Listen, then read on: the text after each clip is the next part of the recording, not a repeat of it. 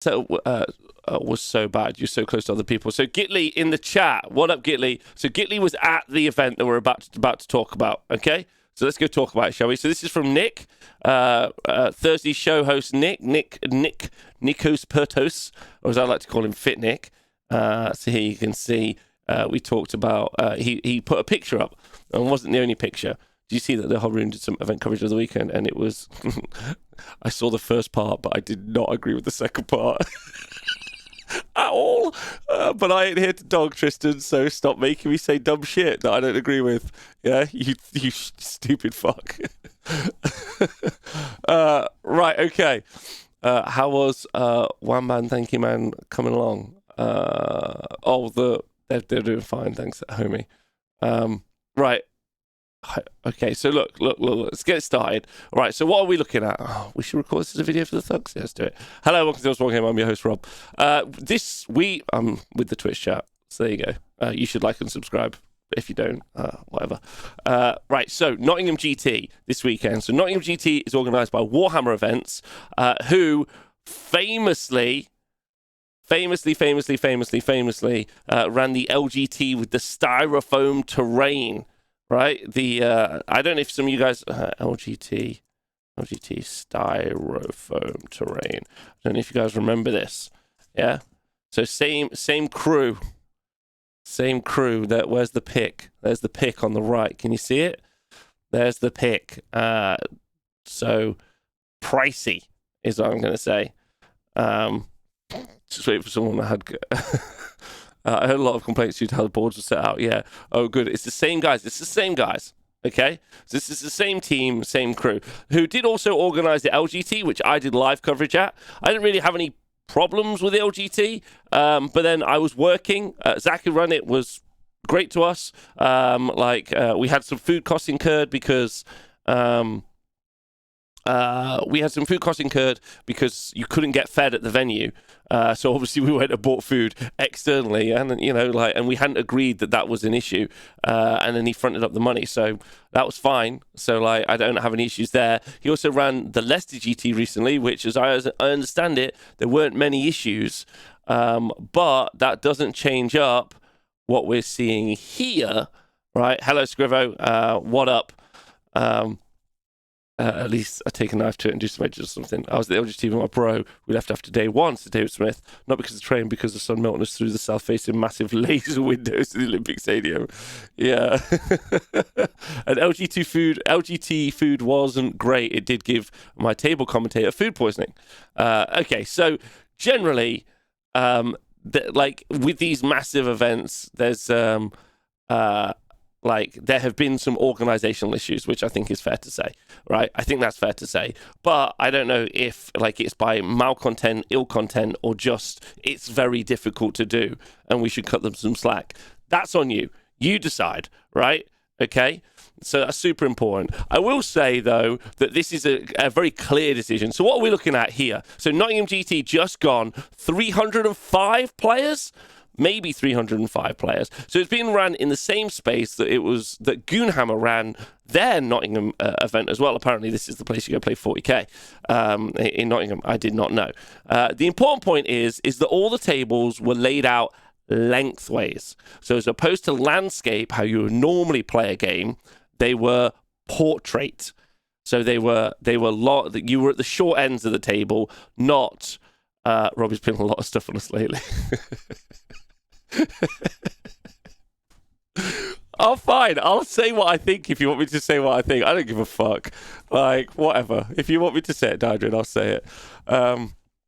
It does seem ridiculous. Now, why was this done? Now, we don't know the reasons, but we do know ahead of time. Thank you, Petron Fantastico, for donating a gift sub. We do know ahead of time that all of the missions were changed to short edge deployment, so that you were deploying on the short edge which you were playing on, right? Yeah. Yeah. So that seems like the major issue. Now, I spoke to Nick, so Gitley in the chat, who was there. Gitley was there, so he might be able to give us his opinion on the fact. I had dinner with Nick and Dick van der Hoosen on Sunday evening, who'd been at the event, and asked them both what it was like. And it was whatever. The terrain was actually like fit for purpose, which is great. He said, as a short king, because Nick's a short king, yeah, gorgeous Nick, short king forever. He said that he felt uninclined to necessarily move his miniatures into the middle of the board, and also importantly wouldn't go around, like, he's like, if I had to go to the other side of the board, he would genuinely have to like walk around the table. Now I would say that this, I don't know about you guys, but I would say that this is probably unappealing to me. Yeah, I don't like the idea of this. I'm a big fella as well, so I can reach easier into the middle of the board, right? I probably can't reach the 5 feet across to the other side of the fucking board, but whatever. Right? Did they give cool sticks to move stuff? No, they did not much else. Morning, Bernie. If you're not too tall, yeah, if you're a short king, yeah, and shout out to all my short kings, this is an issue, right?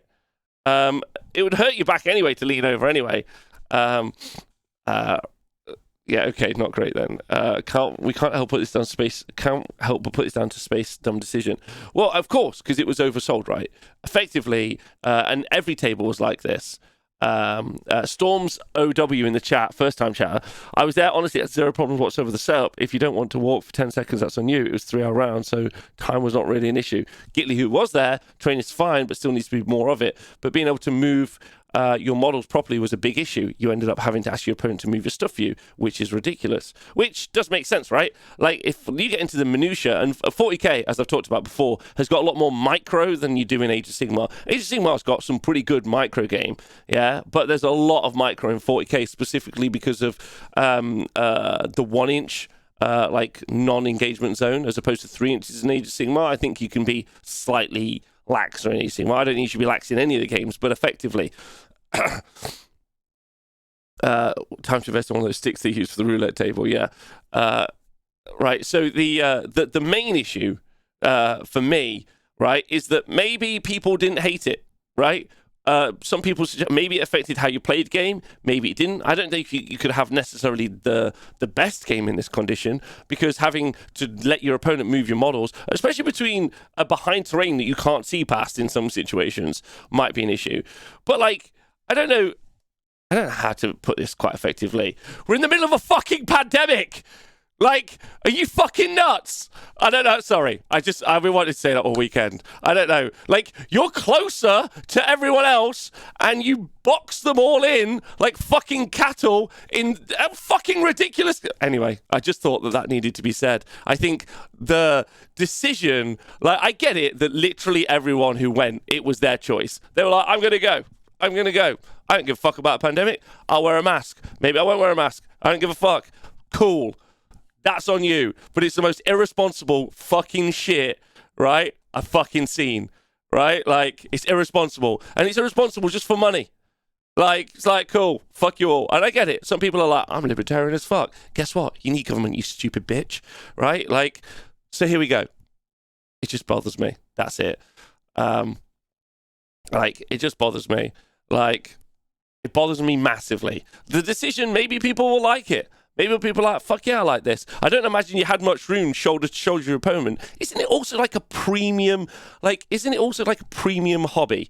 Don't you like buy really expensive minis and then paint them really well and then travel and then you literally herd it in like a I don't get why 40k, Age of Sigmar, whatever. I don't get why Wargamer players like to be treated like shit. They've got such real issues. They're like, I've brought all my toys. I mean, obviously they already buy Games Workshop products, right? I include myself in this. So we already have got some real personal fucking problems, right? We're like, yes, step on me all day. I'm a little bitch. I'll buy my Warzonenachmund whatever book. Yeah, just step on me. I get it. We've all got that kink. It's a hobby-wide kink, right? They're like, choke me, step on me, right? But this is a bit past my kink that I can handle, is all I'm going to say, right?